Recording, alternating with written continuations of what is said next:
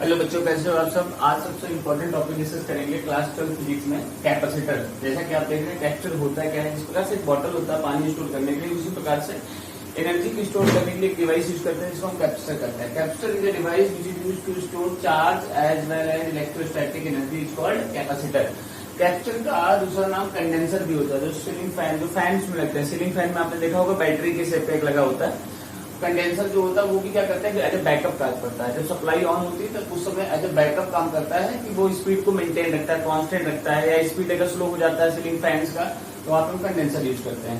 Note में ध्यान रखिएगा, लिखा है मैंने every conductor is a capacitor which second plate is available at infinity. ये चीज आप बिल्कुल अच्छे से याद रखिएगा students, this is very important topic. कि हर वो कंडक्टर, एक कंडक्टर, जितने भी कंडक्टर होते हैं वे behaves like a capacitor, but उनका सेकंड प्लेट कहां पे होना चाहिए, इंफिनिटी होना चाहिए। ठीक है, इसको आप अच्छे से नोट कर लीजिए पहले।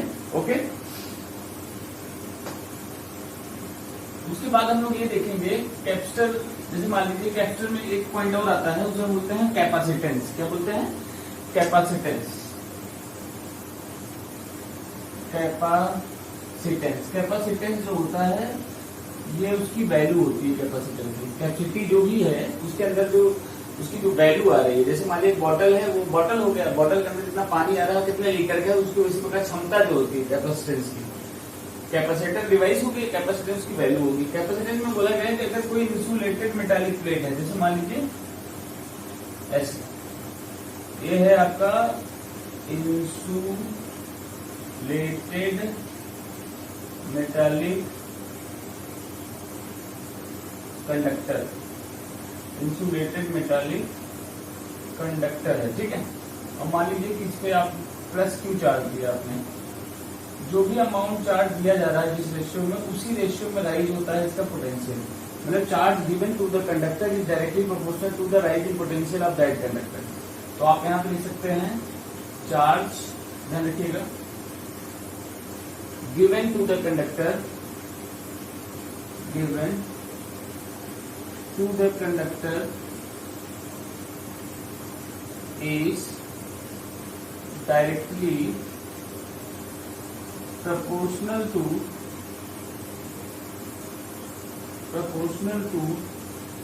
rise in potential of that conductor, rise in potential of that conductor, potential of that conductor। ठीक है, ये ध्यान रखना।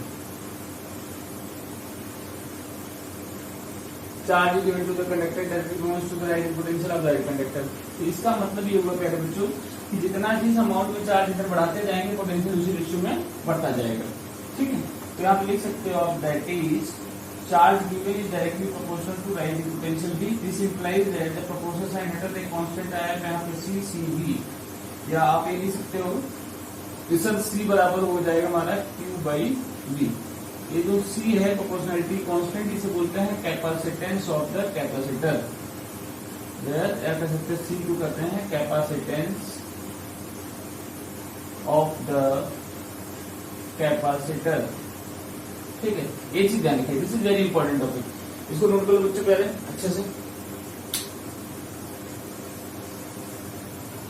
ठीक है स्टूडेंट्स, अब यहाँ पे लिख लिया C equals to Q by V, जिसे कहते हैं capacitance of the capacitor. Unit की बात करें, यूनिट ऑफ सी अगर हम जिक्र करें तो आप कहोगे सर सी की यूनिट बताइए। सी की यूनिट को देखिए, चार्ज यूनिट क्या होता है, कूलम, और वोल्ट की यूनिट क्या होता है, वोल्ट होती है, वोल्टेज की पोटेंशियल की यूनिट।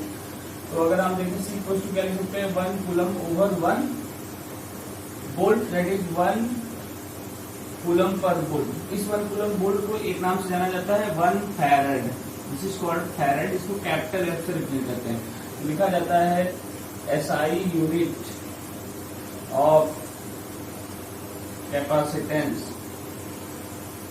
Capacitance is farad. याद रखिएगा, this is very important, farad. इसको स्मॉल एफ ARAD और शो करते हैं कैपिटल एम से। अदर यूनिट्स का भी जिक्र होगा, अदर यूनिट्स में आर, जैसे मान लीजिए मिली फैराड है, 1 मिली फैराड ज्यादातर आपको मिलेगा माइक्रोफेरेड से स्टार्ट होता है। ठीक है, 1 माइक्रोफेरेड, छोटे कर बहुत ज्यादा एनर्जी आ जाएगी। 10 power 6 फेरेड, 1 nano फेरेड, 10 power -9 फेरेड, 1 pico फेरेड T में इंटरवल होता है 10⁻12 फेरेड, ठीक है। बाकी अगर मिली देता है तो मिली लिख लो, जैसे 1 मिली फेरेड क्या होगा 10⁻3। प्रीफिक्सेस होते हैं जो मल्टीप्लाई करके क्वेश्चन दिया तो सेंड करके टफ कर दीजिएगा, ठीक है। ये इसका हो गया, ये इसका यूनिट होता है, ठीक है स्टूडेंट्स, इसको ध्यान रखें, this is very important. Question में माइक्रो फेरेड दिया है, 6 माइक्रो फेरेड, 10 माइक्रो फेरेड, नैनो फेरेड, इसके बिहार पे आपसे इसको ध्यान रखेंगे, ठीक है।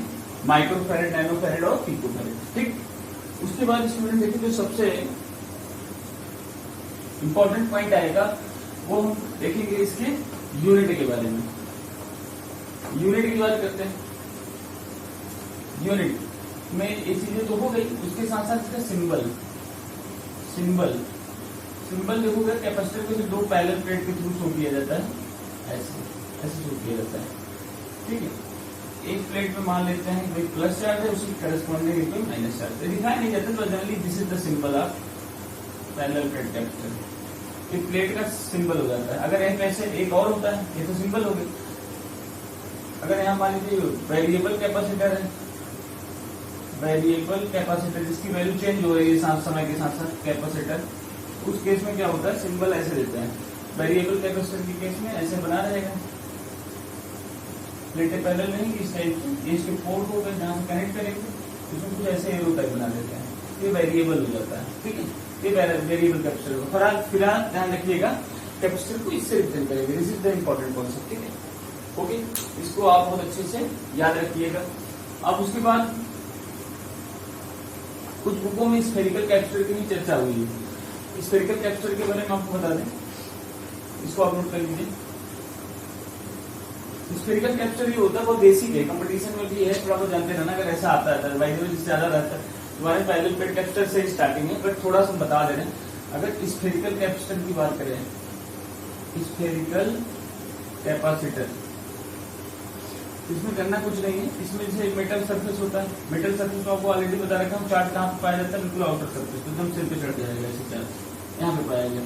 इसका सेंटर पॉइंट हो गया, जिसका रेडियस कितना हो जाएगा बच्चों, आर हो जाएगा।